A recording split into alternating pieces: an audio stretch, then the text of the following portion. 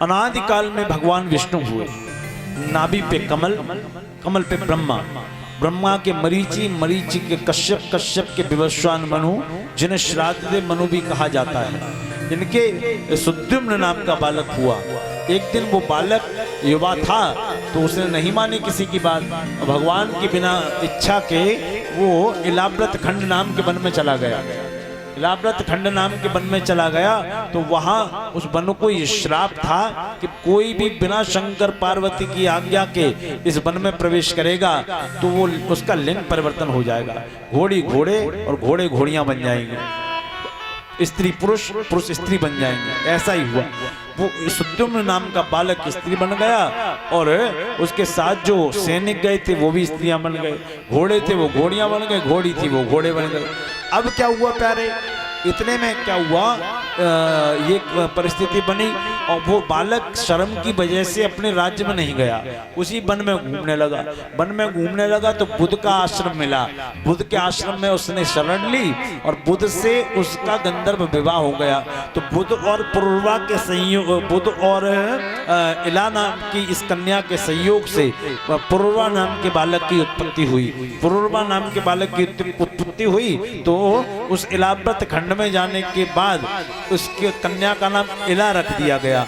एक दिन ये इला नाम की कन्या इसे अपने राज्य की याद आई तो वशिष्ठ ऋषि के पास पहुंची रात ही रात में। वशिष्ठ ऋषि ने कहा तुम कौन हो कन्या? बोले मैं कन्या नहीं हूँ, कन्या बन गया हूँ। तो कौन हो आप? बोले मैं सुद्युम्न हूँ। सुद्युम्न तुम यहाँ रात में कैसे और इसमें कैसे?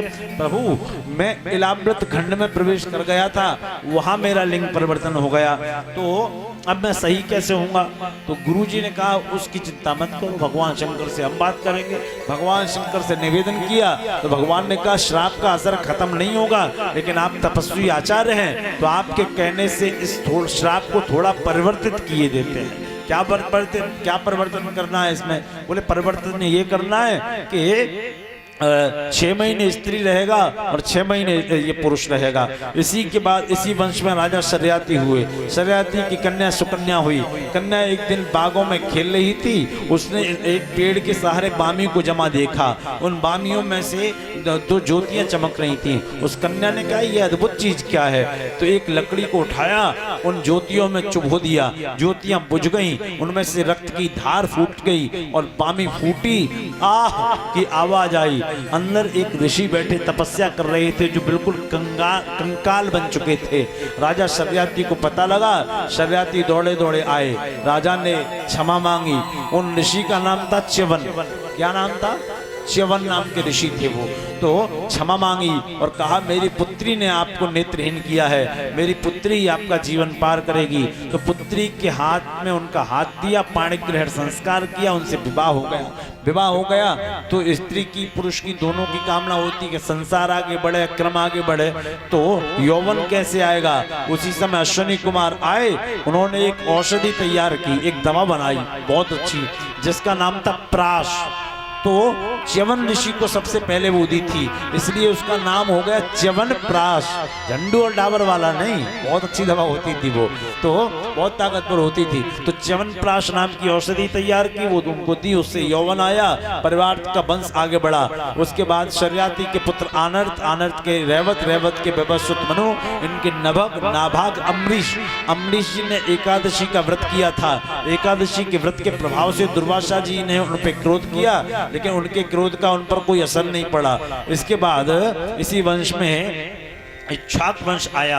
इक्ष्वाक वंश में एक राजा आए, जो ये पृथ्वी है जिसको हम लोग भोग रहे हैं, ये इक्ष्वाक वंशियों ने हमें दान में दी है। और इक्ष्वाक वंशी अगर इस पृथ्वी को हमें दान में न देते तो आज इस पृथ्वी पे हमारा कोई भी अधिकार नहीं होता। तो इक्ष्वाक वंश में एक राजा हुए, इनका नाम था युवनाश। इनके कोई संतान नहीं थी। युवनाश नाम के राजा ने पुत्रेष्ट यज्ञ कराया। पुत्रेष्ट यज्ञ जब हुआ तो एक कलश में जब जल अभिमंत्रित करके रखा गया और उस जल को ये वरदान था कि जो भी जल को पी लेगा, जो भी का मतलब कोई भी हो, ये जरूरी नहीं कि कौन पिएगा, कोई भी इस जल को पी लेगा उसको गर्व आएगा। राजा को प्यास लगी, राजा ने कहा हम तो पुरुष हैं, हमें तो गर्व आएगा नहीं। राजा ने उठाया, अपने मुंह में जल कोड़े लिया और उस जल का प्रभाव कि उस राजा को, युवराज को गर्व आया। सोचिए मेडिकल साइंस क्या कहता होगा, भगवान की ऐसी कृपा, यूट्रस कहां से आया होगा, बालक की स्थापना गर्भ में कैसे हुई होगी, अब पुरुष का गर्भ प्रसव कैसे होगा। राजा शर्मा की कहीं गए नहीं, वशिष्ठ जी को बुलाया। वशिष्ठ जी ने इंद्र का आवाहन किया, इंद्र का वज्र मांगा, इंद्र के वज्र से राजा की कोख को फाड़ा और बालक को बाहर निकाला। बालक को बाहर निकाला, दूध कैसे पिएगा, तो इंद्र ने अपना अंगूठा उसके मुंह में लगा दिया, अंगूठे से दूध की धार निकली। मानधाता, मैं तेरी माँ, इसका संबोधन किया तो उस बालक का नाम मानधाता पड़ गया। इसके बाद 50 कन्याएं हुई जो सौवरी महात्मा को ब्याही गई। 50 कन्याओं को लेकर सौवरी महात्मा गए। इसी के आगे इसी वंश में त्रिशंकु हुए, हरिश्चंद्र, रोहित, हरित, चंपक, बाहुक और सगर। सगर की 2 पत्नियां थीं, सुमति और केसनी। सुमति के 60,000 पुत्र हुए और केसनी के 1 पुत्र असमंजस। राजा सगर ने अश्वमेघ यज्ञ किया। अश्वमेघ यज्ञ की क्रिया ये थी कि जब ये यज्ञ किया जाएगा तो घोड़ा छोड़ा जाता था। घोड़ा जितनी भूमि में जाएगा वो भूमि राजपाट सब राजा का हो जाएगा। तो इंद्र ने सोचा कहीं ये राजा अपना घोड़ा अमरावती तक न पहुंचा दे तो मेरा इंद्र लोक चला जाएगा।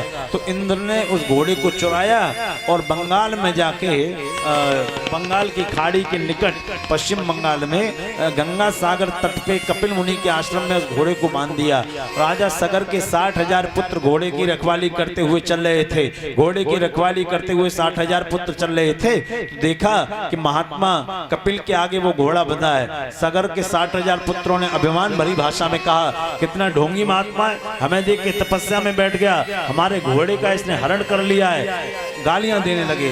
राजा सगर के पुत्रों की गालियों से उनकी समाधि टूट गई। समाधि टूटी तो नेत्रों में इतना तेज था कि नेत्र खुले तो नेत्रों से अग्नि बरसने लगी, ज्वाला बरसी और 60,000 पुत्र जल के भस्म हो गए। इसी के बाद इसी बस में असमंजस, अंशुमान, दिलीप, भगीरथ, दीर्घबाहु, रघु, अज और दशरथ। दशरथ के 4 पुत्र श्री राम, लक्ष्मण, भरत और शत्रुघ्न। आइए हम लोग अयोध्या धाम चलते हैं। अयोध्या जी चलेंगे सब लोग? नहीं चलेंगे? 500 साल की लड़ाई के बाद मंदिर बना है, चलोगे कि नहीं? बोलो। ऐसे ऐसे नहीं, ऐसे ऐसे नहीं, अयोध्या चलना है दमदारी से।